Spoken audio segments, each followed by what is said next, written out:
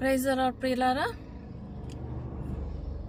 మన చర్చెస్లో రోజుకు కొత్త పాట ఉంటుంది.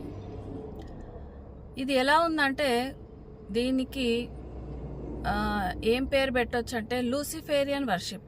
లూసిఫరు పరలోక రాజ్యంలో ఒక మహిమ కెరూబుగా, రెండవ మహిమ కెరూబుగా ఉన్నప్పుడు ఆ మహిమంతా తనకే కావాలని దేవుని కంటే హెచ్చించుకుందామని అనుకొని అక్కడ నుంచి పడద్రోయబడ్డాడు. Satan loves worship, to be worshipped.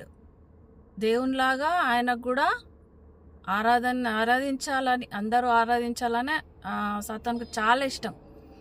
అదే ఇప్పుడు చర్చెస్లో జరుగుతుంది. చూడండి, అన్యమతస్థులు వాళ్ళ మంత్రాలు కానీ, వాళ్ళ ఖురాన్లోని ఏమన్నా పాటలు కానీ ఇంతవరకు మారలేదు. తరతరాలుగా అవే పాడుతున్నారు. కానీ మన వాళ్ళు ఏం చేస్తున్నారంటే రోజుకో కొత్త పాట పాడుతూ రాక్ మ్యూజిక్ ఇంట్రడ్యూస్ చేస్తూ మన దుర్దచెవులకు సంతోషం కలిగించుకుంటున్నారు. సాతానును తెలియకుండానే ఆరాధిస్తున్నారు. ఇప్పుడు కొత్త పాటల్లో ఏ రకమైన భక్తి లేదు. అన్ని పాత పాటల్ని మ్యాషప్ చేస్తున్నారు. ఇది ఇంకా భయంకరము. ఆ పాత పాటలు దేవుడు అప్పటి దైవజనులను అనాయింట్ చేసి ఆ పాటలు రాయించాడు. ఇప్పుడు ఆ పాత బుక్ అసలు కనబడడమే లేదు. ఇంకా కొన్ని రోజులకు అమ్ముతారో అమ్మరో ఆ బుక్స్. ఇక మా తరం పోయిందంటే కొత్త తరం వాళ్ళకు అసలు ఆ పాత పాటలే తెలియదు. ప్రభు బల్లలో పాడే యేసు రక్తం పాటలు కూడా సాతాను పాటలే అని తెలియజేయడానికి చాలా చింతిస్తున్నాను. ప్రభుని అడుగుదాం, ఏ పాటలు కరెక్టో, ఏ పాటలు రాంగో. చూడండి, ఇతర మతస్థులను చూడండి, మనల్ని చూసుకుందాం. దేవునికి ఇవ్వాల్సిన మహిమ ఎందుకు రావట్లేదంటే ఇందుకే. అక్కడ సాతానుకు ఆరాధన జరుగుతున్నది. 90s 80s తర్వాత రాసిన పాటలన్నీ కూడా సాతాను పాటలే. పాత పాటలను ఎందుకు మార్చాలి? బైబిల్ని మనం ఏమైనా మారుస్తున్నామా?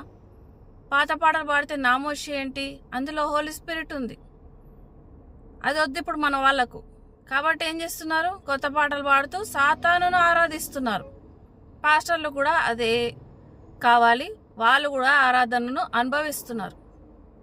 కాబట్టి మేల్కొందాం, పరిశుద్ధాత్మను అడుగుదాం, అన్యులను చూసి మనం నేర్చుకుందాం. దేవునికి ఇష్టమైన పాటలు, దేవునికి మహిమ కలిగించే పాటలు పాడదాం. ఆ పాటలు అర్థం కావట్లేవంటారు. మరి మంత్రాలు అర్థమవుతున్నాయా? వాళ్ళు వినట్లేదా? ఇవన్నీ కూడా ఏమంటారు వీటిని? ఎక్స్క్యూజెస్. ఇవి సాతాను కార్యాలు. ఇవి ఇలాంటి చర్చెస్లో ఆరాధన దేవునికి జరగడం లేదు.